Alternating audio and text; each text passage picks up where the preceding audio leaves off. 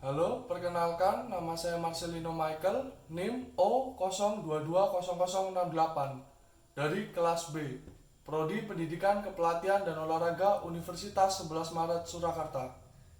Di sini saya akan menjelaskan mengenai sejarah dan asas keolahragaan dengan materi sejarah olahraga di Indonesia dan olahraga masa penjajahan Belanda dan penjajahan Jepang. Untuk pembahasan yang pertama tentang sejarah olahraga di Indonesia.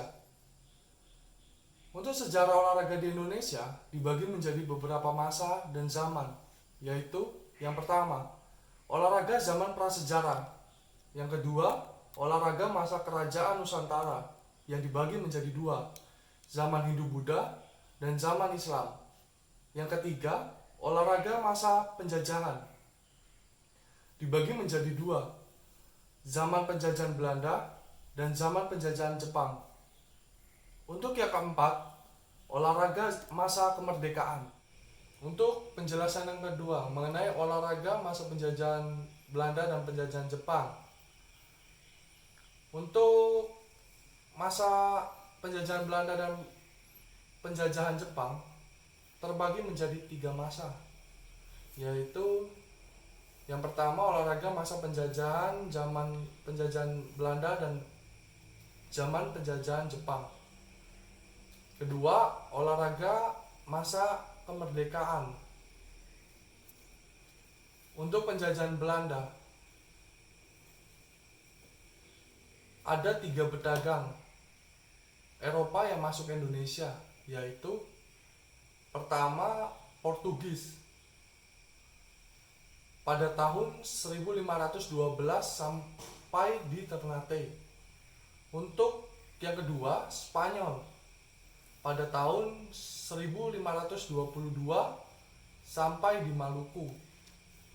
Untuk yang ketiga, Belanda pada tahun 1596 sampai di Banten. Perkumpulan Perdagangan Belanda atau yang disebut dengan VOC, setelah bangkrut, VOC diambil alih oleh pemerintah Belanda. Pemerintah Belanda tidak menaruh perhatian pendidikan rakyat Indonesia. Pemerintahan Belanda hanya mengawasi pendidikan lewat langgar-langgar saja. Kemudian pada zaman itu pemerintah tidak menaruh perhatian kepada pendidikan jasmani. Bahkan sejak penduduk Belanda harus sudah dilarang, akhirnya penjas baru ada pada akhir abad ke-9. Sekolah anak-anak Eropa yang sudah mulai berkembang. Adapun jenis-jenis latihan jasmani yang diberikan, yaitu satu, senam sistem Swedia. Yang kedua, atletik. Yang ketiga, kasti. Yang keempat, bola bakar. Yang kelima, sepak bola. Yang keenam, bola tangan. Untuk penjelasan senam sistem Swedia ada pada tahun 1916 yang diciptakan oleh Dr.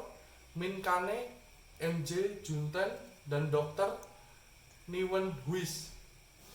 Pada awalnya masyarakat Indonesia tidak tertarik terhadap senam ini.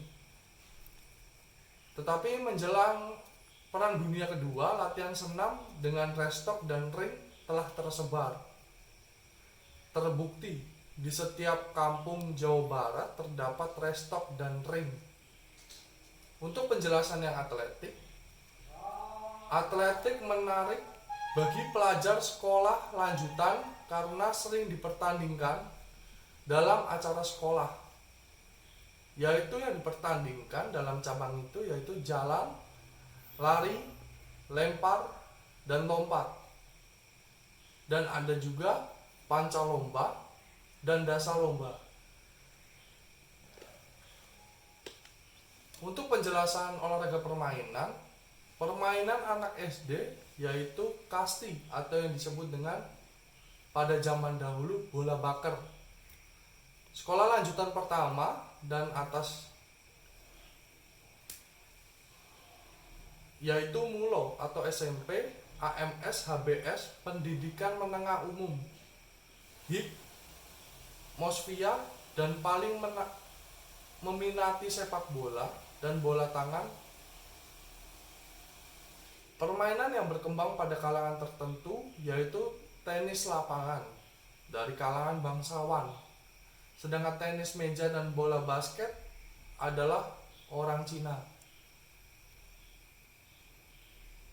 Permainan asli dari nenek moyang Indonesia mulai berkurang pada zaman itu. Untuk penjelasan guru penjas, awalnya menjadi guru penjas di sekolah Eropa ialah bintara dan militer Belanda yang berpendidikan khusus di negeri Belanda. Sedangkan yang mengajar penjas di sekolah desa, sekolah kelas 1, dan HIS ialah hanya lulusan guru HIK dan HIS, HKS. Mereka mendapat akte penjas setelah kursus 1,5 tahun sampai 2 tahun. Untuk penjelasan sepak bola, lahir dari PSSI. Lahirnya PSSI tanggal 29 April 1930. Lahirlah Ikatan Olahraga Indonesia pertama yang disebut dengan PSSI. Lahir di Yogyakarta yang ditemukan oleh IR Soeratin. Pada tahun 1941, beberapa bulan sebelum penyerangan Jepang, PSSI terdiri 40 kota. Terdapat juga lahir pelti dan bola keranjang pada tahun 1936. Persatuan Laut Tenis Indonesia berdiri di Semarang dan diketuai oleh Dr. Boen Taran. Pada tahun 1940, Persatuan Bola Keranjang Seluruh Indonesia di Jakarta diketuai oleh Mr. Rosli. Untuk penjelasan zaman penjajahan Jepang, mulai pecah pada Perang Dunia Kedua. Belanda menyerah oleh tentara Jepang.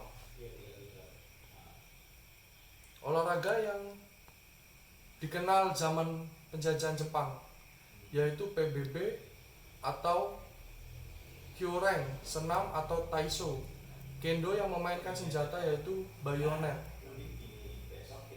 Jepang memberikan kekuasaan lebih untuk membentuk badan olahraga baru yaitu Gelora, yang berarti Gerakan Latihan Olahraga Rakyat, yang dipimpin oleh R. Otto Iskandar Dinata, yang nantinya akan menjadi putra Pusat Tenaga Rakyat.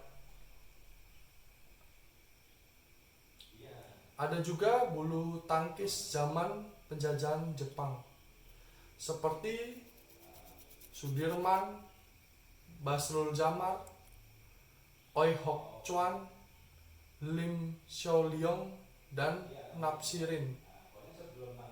Terdapat kejuaraan bulu tangkis pertama pada 8 Desember 1942 di kota Solo oleh Ketua Bagian Bulu Tangkis RMS Cokro Kusumo.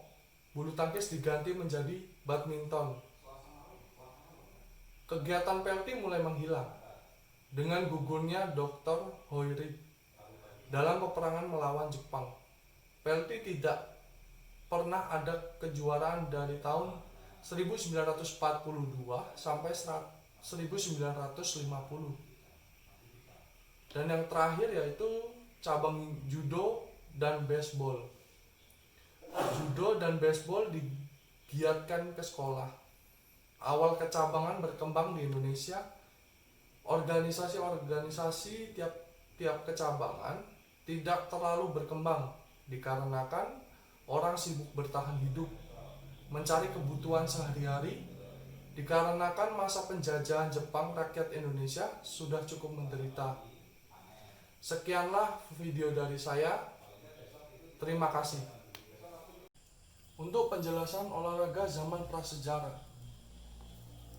Olahraga zaman prasejarah mulai muncul kurang lebih 2000 tahun sebelum Masehi dengan perpindahan orang-orang dari daratan Asia Tenggara menuju ke Nusantara atau yang disebut dengan suku Proto-Melayu atau Melayu Tua. Penyebarannya melewati Selat Malaka dan Laut Cina. Menyebarnya dengan melewati Pulau Jawa dan Pulau Sumatera. Setelah itu mulailah berkembang. Sekitar tahun 1500 sebelum Masehi, Detro Melayu atau Melayu Muda mulai datang dengan memiliki kepandaian dalam menggunakan logam, mengolah tanah, serta menanam padi. Dengan kepintarannya itu, ia bisa membuat desa. Selain itu, memiliki ciri khas dengan masyarakat yang religius, dengan pemujaan yang disebut dengan totem. Pada zaman ini, mulailah mengenal bentuk tarian, merupakan isyarat dari totem. Dalam bermasyarakat, setiap orang harus mempertahankan kelangsungan hidupnya.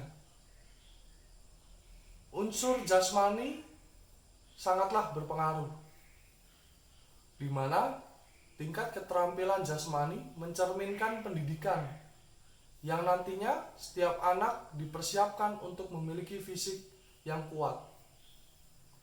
Dalam menghadapi tantangan alam yang keras maupun kelompok-kelompok lain. Untuk masyarakat Detro Melayu atau Melayu Muda diwajibkan untuk bisa membuat senjata seperti lembing, busur, dan anak panah, serta alat bandring. Untuk penjelasan olahraga zaman Hindu, Hindu masuk di Nusantara karena perdagangan India. Pada dasarnya, agama Hindu adalah karma atau perbuatan samsara, atau menjelma kembali dari moksa atau pembebasan. Bahwa perbuatan manusia jelek, maka tingkat jelmaannya menjadi rendah, begitu sebaliknya. Bagaimana moksa, kelepasan atau kebebasan dari ikatan duniawi, dan lepasan juga dari putaran rekanarsi atau punarbawa kehidupan. Manusia mempunyai bagian rohani dan jasmani. Untuk aliran Sakya dan Yoga menganggap jasmani itu sebagai pengikat atau penghambat kebebasan jiwa. Untuk membebaskan rohani, yaitu dengan yoga. Dan sedangkan jasmani itu dengan latihan pernafasan. Itulah bentuk dari latihannya. Untuk zaman Buddha, ajaran Buddha dalam buku Tutur Sangya Kamahayanikan yang berisikan, begitu pula badanmu, jangan mendera diri. Janganlah memandang kepada makanan yang enak saja. Peliharalah tubuhmu, karena kesehatan tubuhmu adalah jalan untuk memperoleh kebahagiaan. Bukti bahwa Buddha memperhatikan dari segi jasmania. Tujuan jasmani untuk menguasai sikap badan dan ketahanan tubuh dari kekurangan agar bisa membebaskan jiwa dan jasmani. Usaha pendidikan jasmani terutama diberikan kepada kalangan Brahma, sedangkan kasta kesatria untuk kemiliteran, berburu, menunggang kuda, berlayar, memainkan tombak, gada, serta busur. Acara berkenan dengan pendidikan jasmani yaitu memainkan senjata dengan seorang lawan, kepandaian memainkan senjata, membunuh binatang buas. Untuk penjelasan zaman Islam, pada zaman Islam, Islam mulai dibawa ke Nusantara oleh saudagar Gujarat India yang taat, menempati di pantai membaur dengan penduduk dan kelamaan mendekati pemimpin suku. Tujuan pendidikan masa ini yaitu dengan pembinaan manusia yang sabar, taat kepada agama dan pemerintah. Tujuan pendidikan jasmani sangat terbatas dan mempertahankan diri dalam kelompok untuk menghadapi musuh pada abad 16. Yang dimaksud musuh itu yaitu kaum kafir. Pendidikan jasmani diberikan di langgar-langgar pesantren berupa cabang olahraga bela diri seperti pencak silat, gesrek, debus, dan lain-lain. Selain itu, penjas berguna untuk rekreasi seperti genjreng, rebana, dan lain-lain. Anak bangsa dan petinggi keraton dididik oleh ahli bela diri dan agama. Penjas ditekankan untuk keprajuritan, seperti menunggang kuda, memainkan senjata, kekebalan diri, taktik, dan strategi perang. Senjata yang digunakan adalah tombak, keris, pedang, busur, dan anak panah. Untuk daerahnya sendiri ada Jawa Barat. Daerah Jawa Barat terdapat tarian ujungan, yaitu permainan yang dimainkan setelah panen pada bulan purnama. Permainan ditunjukkan untuk kegembiraan, rasa syukur setelah panen, tepatnya di Sungai Cimanuk. Ada juga Aceh dengan tarian heroik atau tarian Sudati, dengan dilakukan dengan cara tepuk dada dan lentik jari menciptakan suasana menjadi satu, meriwayatkan tentang sejarah, kisah romantis, agama, dan masyarakat yang dituturkan dalam sajak. Ada juga Pulau Nias. Pulau Nias itu memiliki kesenian dengan nama loncat nias, yaitu melompati batu setinggi 2 meter. Jika bisa, untuk seorang pemuda itu baru dikatakan dewasa ketika pemuda tersebut dapat melompat batu nias. Untuk kesenian pencaksilat, pencaksilat dikembangkan yang sifatnya kesenian yang lebih menonjol. Pencaksilat intinya yang sifatnya keolahragaan bela diri, lebih menonjolkan meskipun segi keindahannya tetap ada. Pencaksilat ada pada abad 15 sampai 18. Tidak semua orang mempelajarinya. Pencaksilat pada awalnya hanya diberikan untuk kaum bangsawan dan raja. Kemudian mulailah ada persebaran untuk ke pesantren-pesantren dan guru agama. Untuk di kalangan agamis, karena pada masa itu para penganut agama Islam memberikan tekanan akibat masuknya kaum penjajah di tanah air untuk bisa sebagai tameng diri untuk melawan para penjajah-penjajah yang menjajah negara Indonesia.